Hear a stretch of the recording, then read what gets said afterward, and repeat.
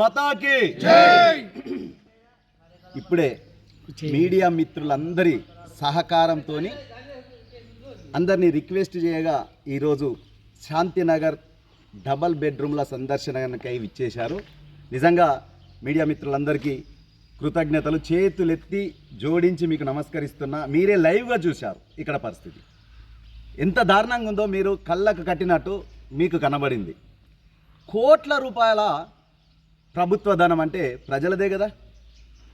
ఇన్ని కోట్ల రూపాయలు వెచ్చించి ఇంత విలువైన స్థలంలో, సిరిసిల్ల టౌన్ కానుకొని ఉన్నటువంటి విలువైన స్థలంలో డబల్ బెడ్రూమ్ల నిర్మాణం చేశారు. చాలా సంతోషం. కానీ వాటి పరిస్థితి ఇప్పుడు మీరు లైవ్గా చూశారు. ఈ వెనకాల కనబడుతున్నాయి కదా, దారి మూసుకుపోయేటువంటి పిచ్చి మొక్క బిల్డింగ్ అంత ఎత్తు ఎదిగి పూర్తిగా దారికే ఆటంకంగా అయిపోయింది. ఇంకా లోపల చూస్తే శిథిలావస్థలు, మొత్తం వైర్లు అండ్ మోటార్కి ఎలక్ట్రికల్కి సంబంధించిన అన్ని మొత్తం ఐరన్ కూడా పీక్కపోయేటువంటి పరిస్థితి. దొంగలు ఇప్పుడే లైవ్గా కనబడింది. ఏంది ఈ పరిస్థితి? ఎందుకు ఈ దుస్థితి? ప్రభుత్వం ఎక్కడుంది? ఏం చేస్తుంది? అసలు అర్థం కావట్లేదు. ఇన్ని కోట్ల రూపాయల ప్రజాధనం ఇలా శిథిలం అయిపోతుంది. అంతకుముందు కూడా ఇక్కడ గౌరవ ఎస్సీ కులస్తులకు ఇచ్చినటువంటి ఈ కాలనీని వారితో మాట్లాడి వారికి మళ్ళీ పునర్నిర్మాణం చేసినాక వారి వాటా వారికి ఇచ్చిన తర్వాత వీరిని వేరే వాళ్ళకు కేటాయిస్తామని చెప్పింది అప్పటి గవర్నమెంట్. సరే, ఆ ప్రొసీజర్ అంతా అయిపోయింది. మరి వాళ్ళకి ఇవ్వడానికి ఏం అడ్డం వస్తుంది? వాళ్ళ సమస్య తీర్చి మిగతా వాళ్ళకి అలర్ట్ చేసిరు. ఇంకేమన్నా మిగిలి ఉంటే వాళ్ళకి ఇవ్వచ్చు కదా. ఈ రకంగా ప్రజాధనాన్ని, ప్రభుత్వ ధనాన్ని ఇట్లా శిథిలమైపోయే రకంగా ఎందుకు చేస్తారు? ప్రభుత్వంకు కనువిప్పు కాస్తంత రావాలి కదా. ఎందుకోసం అన్నా?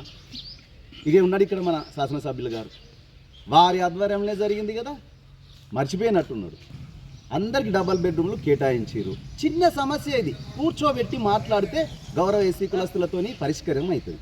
కాస్త గౌరవ కలెక్టర్ గారైనా చొరవ తీసుకొని వారి పైన దృష్టి పెట్టి వారితో మాట్లాడి మిగతా వారికి కేటాయించిన వారికి అప్పచెప్తే కాస్తంత బాగుంటుంది అనేది మా భారతీయ జనతా పార్టీ తరఫున విన్నపం.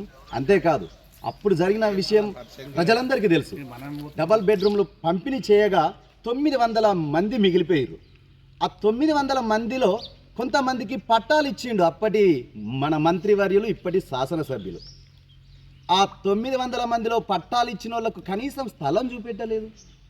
కథ మర్చిపోయిండు. ఏమైంది రమణ? ఎక్కడున్నవే? ఓన్లీ మీ అనుయాయుల పండుగల పబ్బాలకు అత్తవు, నీ పార్టీకి సంబంధించిన దానికి అత్తవు తప్ప ఇక్కడ ప్రజల గోస నీకు పట్టదా? ఎందుకోసం మరి నువ్వు ఉండి 2 ఏళ్ళు అవుతుంది. ఎంత శిథిలావస్థకు చేరుకున్నాయి. కట్టిరు కదా, ఏం లాభం? ఉపయోగంలో లేనటువంటి ఈ డబుల్ బెడ్రూమ్లను తొందరగా ఈ గవర్నమెంట్, ప్రస్తుత గౌరవ కలెక్టర్ గారు చొరవ తీసుకొని ఎస్సీ కులస్తులతో మాట్లాడి వారికి కేటాయించి మిగతా వాటిని తొందరగా అందరికీ పంపిణీ చేయాలి. ఎంతోమంది మొన్న కూడా ప్రజావాణి అని అదని ఇదని పెట్టి, ప్రజా దర్బారాన్ని పెట్టి అందరి దగ్గర దరఖాస్తులు తీసుకున్నారు. వాళ్ళు కూడా ఆశతో చూస్తున్నారు. కిరాయి కట్టుకోలేని పరిస్థితిలో ఉన్నారు. వాళ్ళకి అప్పచెప్తే అందంగా చేసుకుంటారు కదా. నిరుపేదల కోసమే కట్టింది కదా. నిరుపయోగంగా ఉంటే ఏమొస్తుంది? అంతకుముందు కదా గంటి కోట్ల ప్రజాధనం ఎలాగైతే శిథిలావస్థ కూలగొట్టిరో దీన్ని కూడా అటువంటి కూలగొట్టే పరిస్థితికి వస్తుంది. పూర్తి అసాంఘిక కార్యకలాపాలకు అడ్డగా మారిపోయింది. దయచేసి మరొక్కమారి ఈ గవర్నమెంట్కు విన్నపం, తొందరగా ఈ సమస్యను పూర్తి చేయాలి. లేదంటే కూలిపోయే పరిస్థితికి వస్తుంది. అయ్యా ఎమ్మెల్యే గారు, నీవు ఇచ్చిన హామీలను నువ్వు నెరవేర్చుకోకపోతే, నువ్వు ప్రజలకు అందుబాటులో లేకపోతే ఎందుకయ్యా మీరుండి? అదే హైదరాబాద్లో ఉండరు, రాజీనామా చేయండి. ఇంకెవరైనా వస్తారు స్థానికులు. తొందరగా ఈ డబల్ బెడ్రూమ్ల ఇష్యూ మీద గౌరవ కలెక్టర్ గారు మరియు ఇక్కడ ఆది శ్రీనివాస్ గారు కావచ్చు, విప్పు, ఇంకా ఇతరత్ర నాయకులందరూ తొందరగా చర్య తీసుకొని వీటిని పంపిణీ చేసి ఈ సమస్యను కొలిక్కి తీసుకురావాలని భారతీయ జనతా పార్టీ పట్టణ శాఖ తరఫున డిమాండ్ చేస్తున్నాం. జై బోలో భారత్ మాతాకి జై.